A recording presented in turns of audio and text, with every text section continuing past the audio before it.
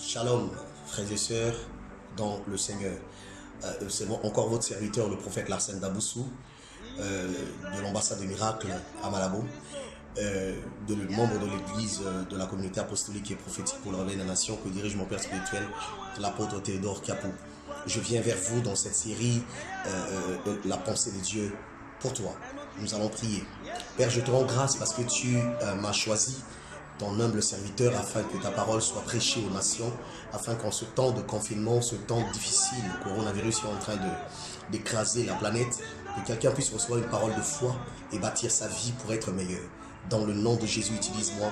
Amen. Alors, je viens vers vous dans cette série, la pensée de Dieu pour toi. Aujourd'hui, nous allons voir un thème très simple, un thème très simple qui va parler de la foi. En ce temps difficile, il faut que nous puissions avoir une attitude de foi. On va dire l'homme de foi. C'est le thème que je vais vous amener. L'homme de foi. Il y a l'homme qui a la foi, il y a l'homme de foi. Alléluia. Alors, nous allons lire rapidement la parole de Dieu. Nous sommes dans Hébreux chapitre 11, le verset 1 et le verset 6. Hébreux chapitre 11, verset 6. La Bible dit: or, sans la foi, il est impossible de lui être agréable.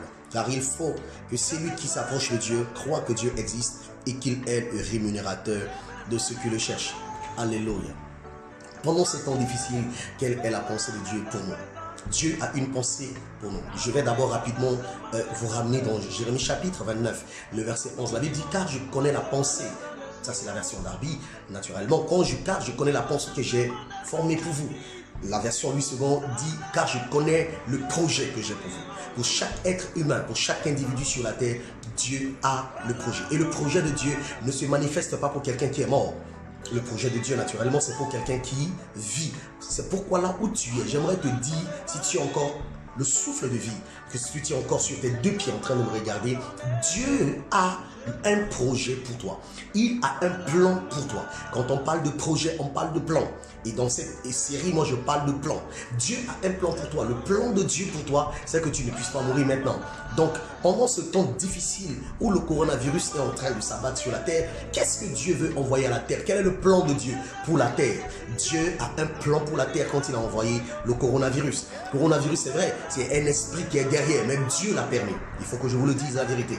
Dieu a permis que cela arrive. Peu importe, les gens vont dire ça a été fabriqué en laboratoire, les gens vont dire c'est un virus naturel, les gens vont dire, les scientifiques vont dire que c'est un virus qui a commencé, la contamination a commencé d'un homme, d'un animal vers un homme, quel qu'en soit ce que l'on peut dire. Mais aujourd'hui, imaginez-vous, tout le monde entier est fermé.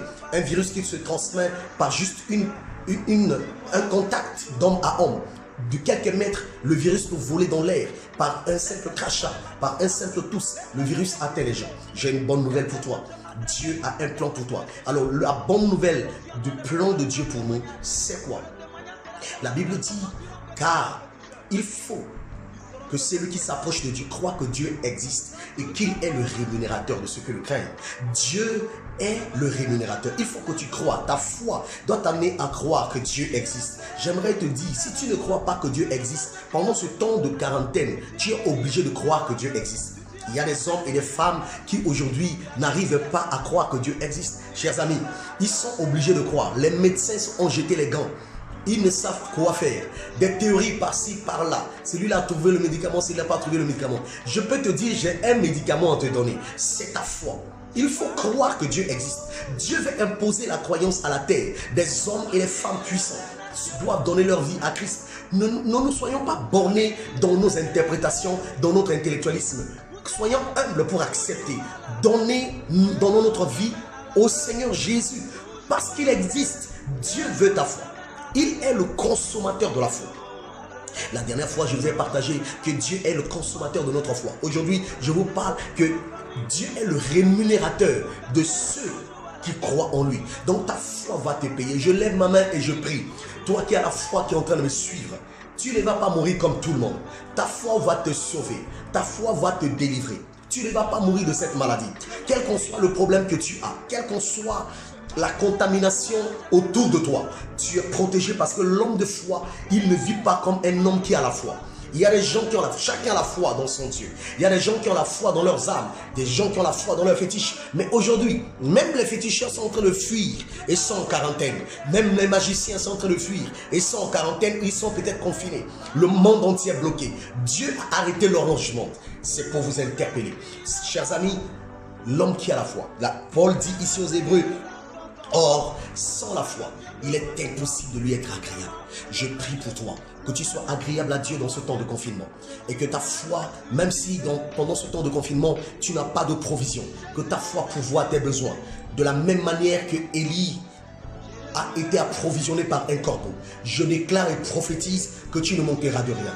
Reçois ta grâce là où tu es. Si vous êtes béni par ce message, venez nous contacter par les numéros et les mails qui sont en bas de l'écran.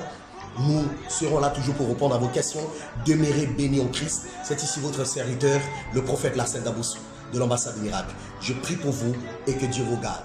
Shalom.